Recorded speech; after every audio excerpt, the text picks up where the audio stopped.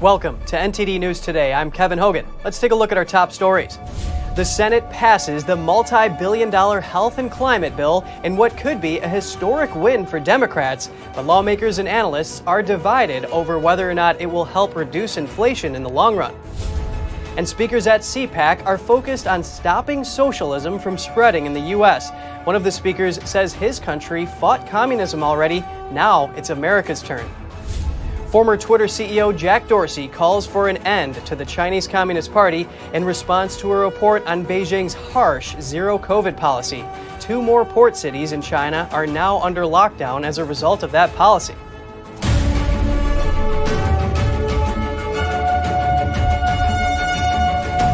The Senate has passed the Democrats' sweeping healthcare, climate, and tax bill called the Inflation Reduction Act, but economic analysts and lawmakers are divided over the long-term impacts. NTD's Jessica Beatty reports. The Senate being equally divided, the Vice President votes in the affirmative, and the bill, as amended, is passed. The U.S. Senate passed a massive health and climate bill Sunday with the help of tie-breaking Vice President Kamala Harris. The bill's likely to raise around $740 billion and includes about $430 billion in new spending. But lawmakers are divided. Supporters say the act will help spur economic growth and reduce consumer prices. Big, bold package for the American people to fight inflation and make it easier for people to afford everything from trips to the doctor's office to trips to the pharmacy. But critics say the Inflation Reduction Act will slash economic growth and make inflation worse. I don't believe this new bill is going to lower inflation. That's where I'm at. Senators engaged in a round-the-clock marathon of voting that began Saturday and stretched into Sunday afternoon. Democrats voted against some 36 Republican amendments. The bill ran into trouble over objections to a 15% corporate minimum tax. U.S. advocacy group Americans for Tax Reform says the measure will increase taxes on thousands of mid-sized small businesses. The group's spokesman, John Karch, posted on Twitter, "Any business that has private equity in its capital structure is now considered a subsidiary of that firm and thus subject to 15% book tax." Republicans said the bill's business taxes would hurt job creation and increase prices, making it harder for people to cope with inflation. Democrats have already robbed American families once through inflation, and now their solution is to rob American families yet a second time. The bill also includes the biggest climate plan in U.S. history. 40% reduction by 2030 for greenhouse gases, putting us on a trajectory I don't think anyone thought was possible. Now that the legislation has passed in the Senate, next it heads to the House of Representatives. They're expected to take it up this Friday. Jessica Beatty, NTD News. The Inflation Reduction Act is meant to reduce the cost of some expensive drugs and help the IRS enforce tax collection, among other things. Given that it is almost certain to become law, I wanted to learn more about how this bill will affect Americans. Our next guest is an expert on federal taxes who offers his insight on this. Here to discuss the sweeping climate and healthcare bill is William McBride, who is the VP of Federal Tax Policy for the Tax Foundation. Pleasure speaking with you, William. You too. Good morning. Good morning. How will the $430 billion bill that Senate Democrats passed affect taxes for Americans on Main Street? So it is indirect. The biggest tax increase is on large corporations. This is the book minimum tax. But somebody has to pay that. It's not free money, right? So the question is, who's paying it ultimately? It is ultimately the owners of these companies, the shareholders. Those shareholders are all over the income scale. Lots of middle income, low income folks own shares in these companies. These are generally the largest companies in the U.S., about 100 or 150 large companies. So they represent a large portion of people's savings in their retirement accounts, for instance, pensions, et cetera. So it by no means is limited in that respect to any income bracket at all, much less those earning more than $400,000. Then you have to figure how this impacts the workers across the country. Certainly it affects the workers in those companies, as those companies face higher costs and particularly higher tax costs. That puts pressure on the workers in those companies. That's many tens of thousands of workers. but indirectly, it's putting an extra burden on the entire labor market of the country as these large companies face a higher tax burden, and this means that companies do less investment over time, fewer investment projects come to fruition, and this hurts workers across the country ultimately. Very interesting how you pointed out the impact on the shareholders. William, what does the 15% minimum corporate tax really mean, and what impact will it have?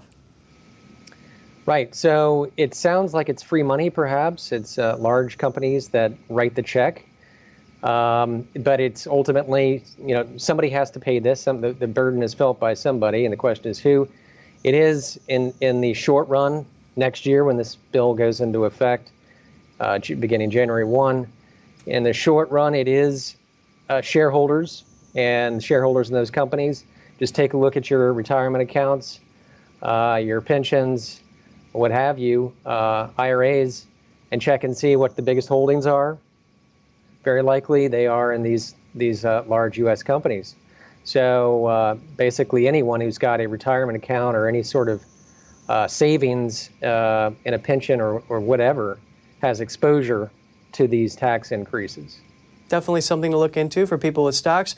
Now, Senator Schumer says this bill will close tax loopholes. Can you explain what those are? Well, that's a definition is in the eye of the beholder on loopholes, I suppose. But loopholes are actual provisions in the tax code that are, such as deductions or tax credits that reduce the tax burden for some companies. This bill actually adds several new tax credits on the energy front. That is all. Much of the climate and energy-oriented provisions are tax credits. That is the classic definition of a loophole.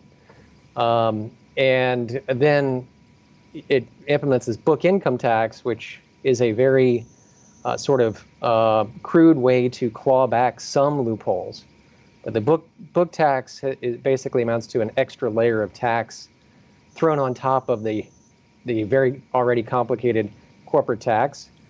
And as an extra tax, it claws back some, but not all, quote, loopholes. Well, yep. Certainly, this is a very complex topic. Thank you for breaking this down. William McBride at the Tax Foundation, pleasure speaking with you. Okay, thank you. Next, we bring you an update on CPAC, the Conservative Political Action Conference. Speakers at the event say socialism is spreading in the U.S., but it can be mitigated. Everyone will obey. Florida Senator Rick Scott says the Democratic Party, mainstream media, big tech, Hollywood, and even some of the top U.S. military leaders are all working towards a socialist future. The modern wacky left Democrat has never read George Orwell. They don't know they're making his predictions come true. Let's be clear. What the militant left is now proposing is not simply wrong. It is evil. The senator lays out an 11-point plan to rescue the country on RescueAmerica.com. The plan calls for the U.S. to treat communist China as a foreign adversary and end its current relationship.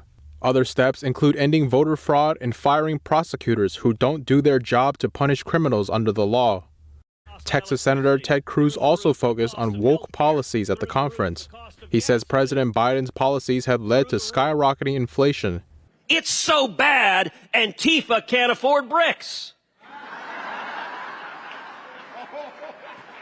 It is so bad, Eric Swalwell can't afford Chinese dinners. He also commented on Chinese state-run media saying Nancy Pelosi's plane could be attacked if she flew to Taiwan. Cruz says the only correct answer to China's threat is to call it an act of war. Another speaker who focused on the left push in America was Hungarian Prime Minister Viktor Orban. He told attendees that his country defeated communism, and now America must do the same. He said it's about holding on to Christian values. The horrors of Nazis and communism happened because some Western states in continental Europe abandoned their Christian values. And today's progressives are planning to do the same. He added that activists who call themselves progressives and globalists are the same as communists. Before his speech at C-PAC, Orban met with former President Donald Trump in Florida.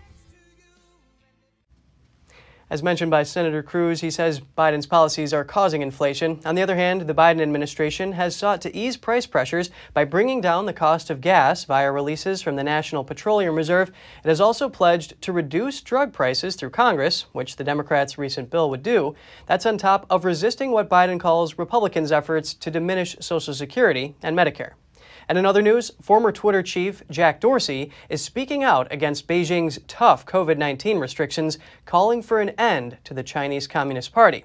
His comment was made amid the recent lockdowns of 2 more major port cities in China. Former Twitter CEO Jack Dorsey tweeted Saturday, "End the CCP." He was commenting on a report on the toll of the Chinese Communist Party's zero COVID policy. The 3-word post has been shared some 12,000 times and received about 60,000 likes. As Shanghai emerges from a 2-month lockdown, another eastern Chinese city, Yiwu, is forced into indefinite semi-lockdown. Local authorities said it's to counter a new outbreak in the region. Measures include tests for all 1.8 million residents and suspension of public transport and non-essential services. Yiwu City is a major port in global trade of small commodities. It's known as the world's largest wholesale hub, with business ties to more than 2 million small and medium enterprises in China. The city's closure is sparking concerns about disruptions to global trade and supply chains. Meanwhile, Sanya, another port city of the South China Sea, is also under strict lockdown. Once dubbed China's Hawaii, Sanya has now closed all inbound and outbound flights, leaving 80,000 tourists stranded in the city. And most of the establishments and venues and things were all closed already. They were open that day, earlier in the day, but everything definitely closed earlier at least. So we didn't really get to see anything. Other than going from one hotel to another hotel last minute to try and beat the rush. Beijing's zero-tolerance approach to the virus is pushing more Chinese people to sever ties with the Chinese Communist regime. According to the New York-based Global Tweedong Center, as of August, more than 400 million people in mainland China and overseas have renounced their membership in the party and its affiliated organizations. And speaking of the CCP, stopping the Chinese Communist Party from buying U.S. farmland. That's what a new bill introduced in the Senate calls for. 2 Senate Republicans introduced a proposal arguing that the communist regime's acquisition on American soil pose a threat to national security. They say Chinese investments in American farmland put U.S. food security at risk and provide opportunities for Chinese espionage against American military bases and critical infrastructure. Some 14 states have restrictions against foreign ownership of land, but there are no federal restraints regarding private U.S. agricultural land, so it can be foreign-owned. The Prime Minister of the Caribbean nation St. Vincent and the Grenadines pays a visit to Taiwan. He says Chinese military drills won't stop him from visiting friends. Taiwan's President Tsai Ing-wen says she is deeply touched. President Tsai welcomed Prime Minister Ralph Gonsalves in Taipei today for a 6-day visit. St. Vincent and the Grenadines is one of 14 nations with full diplomatic relations with Taiwan. The Prime Minister says his visit is to express solidarity, strengthen bilateral relations, and pursue peace and security and prosperity. Gonsalves arrived in Taiwan at a time of heightened tensions across the Taiwan Strait. China has been conducting large-scale military drills in the waters surrounding Taiwan in recent days in response to a visit by U.S. Speaker of the House Nancy Pelosi. The Chinese Communist Party regards the island as part of its territory, but Taiwan has run its own independent economy, society, and democratic system of government for over 70 years. Most nations have adopted a policy of strategic ambiguity towards Taiwan to avoid aggravating the CCP. And still to come, police in New Mexico are on the lookout for a Volvo sedan. They believe the vehicle could be linked to the killings of 4 Muslim men. 2 of the men belong to the same house of worship. And record floods have drenched Death Valley. Cars and people were temporarily trapped while rescuers are still looking for drivers that could be stuck in debris. Get the details in just a minute here on NTD News.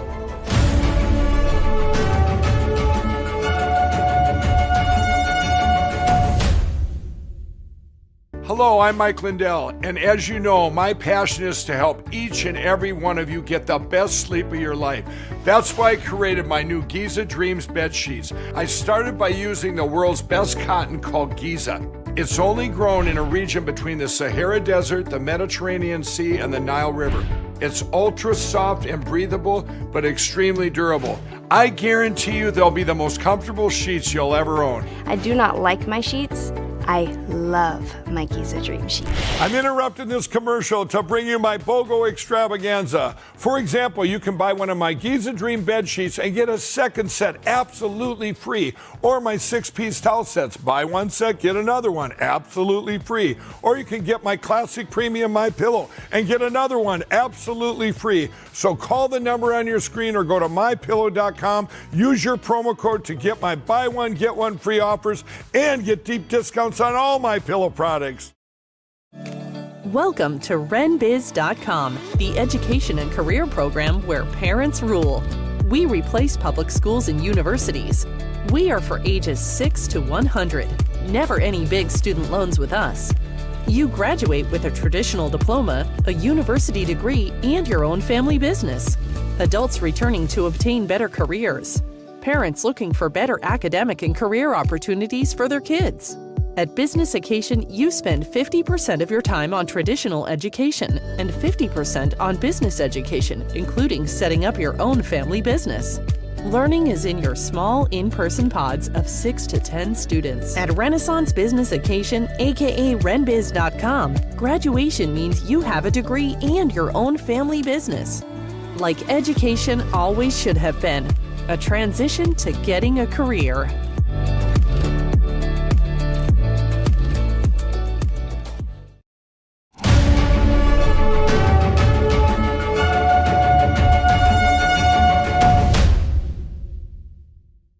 Good to have you back. Police in New Mexico have identified a vehicle they say could be linked to a possible serial killer. The latest victim was found on Friday evening. The state's governor says the killings are targeted as all 4 victims were Muslim men. What we really want you to focus on is the first picture. The second picture does have notations of possible damage to the vehicle. However, if you see a dark-colored 4-door sedan, Volkswagen, Passat, or Jetta, we encourage you to call the police with that information. We will bring this person or these persons to justice. We will provide justice to the families who have lost everything. The victim's name and the circumstances of the latest murder were not disclosed. The killings all occurred in Albuquerque. In the previous 3 cases, police say the victims were ambushed and shot without warning. 2 of those murdered men were members of the same mosque. One of the men was shot outside his apartment complex, and another was found dead of gunshot wounds near Albuquerque's International District. Police say there was a strong possibility their deaths were connected to the November killing of an Afghan immigrant. He was shot in a parking lot by a halal supermarket and cafe. New Mexico State Police, the Federal Bureau of Investigation, and the U.S. Marshal Service are among several agencies involved in probing the murders. Emergency workers are searching for stranded motorists and clearing roads inside California's Death Valley National Park. A near-record downpour triggered flash flooding that has stranded nearly 1,000 people. Death Valley is one of the hottest, driest places on Earth. The flooding was unleashed by a torrential shower that dumped 1.46 inches of rain at the Furnace Creek area of the park.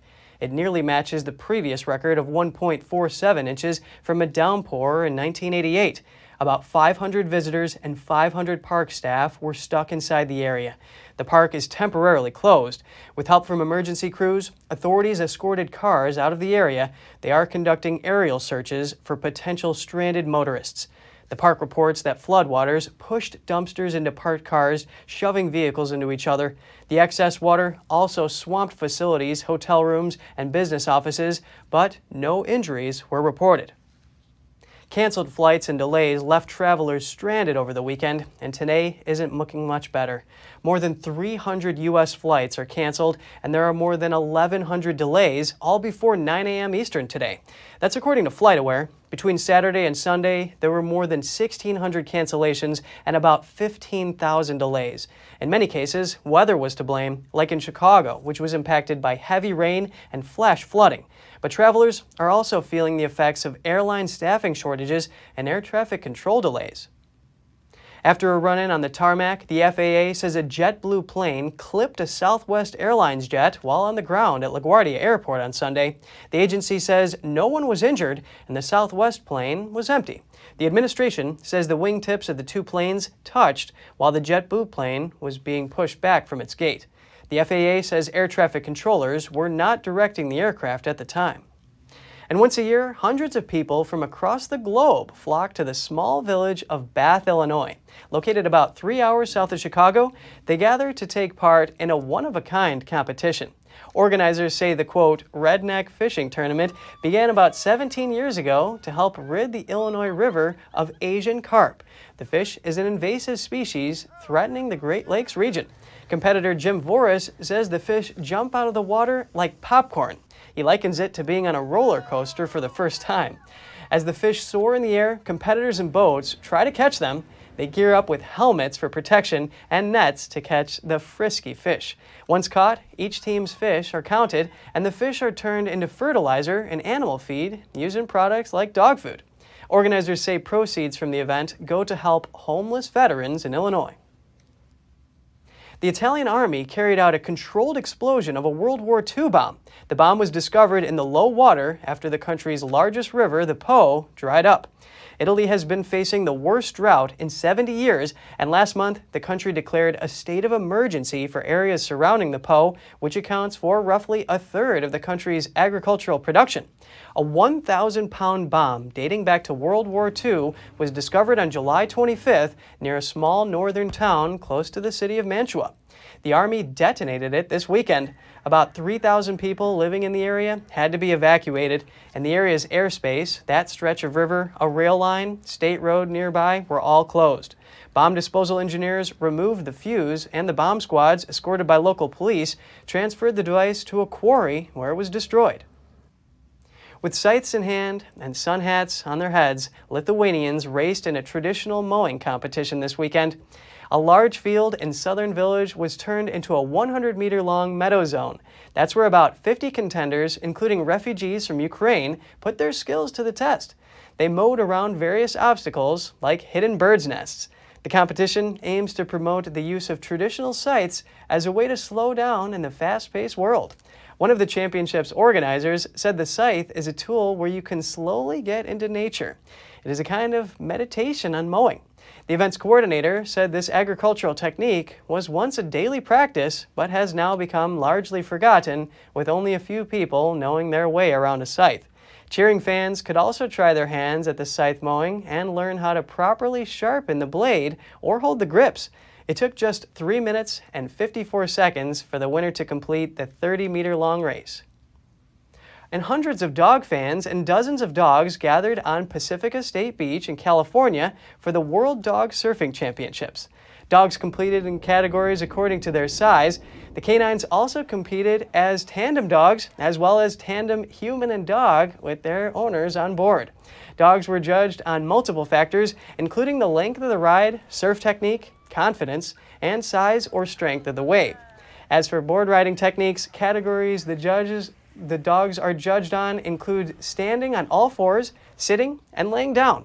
The small dog division features dogs from 1 to 20 pounds, the medium spans from 21 to 40 pounds, and the large and very large dog group includes dogs 41 pounds and heavier.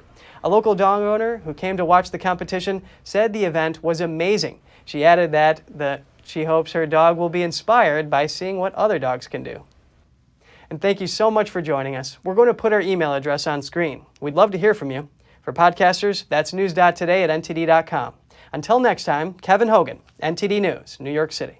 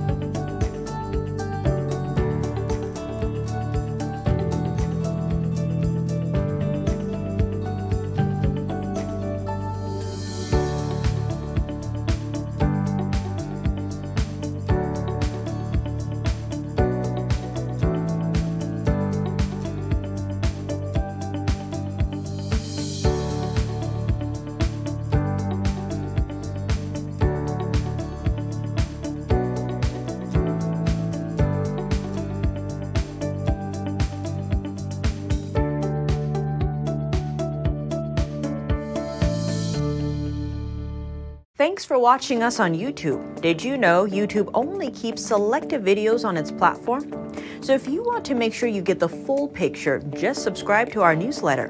Go to newsletter.ntd.com and sign up. It's free.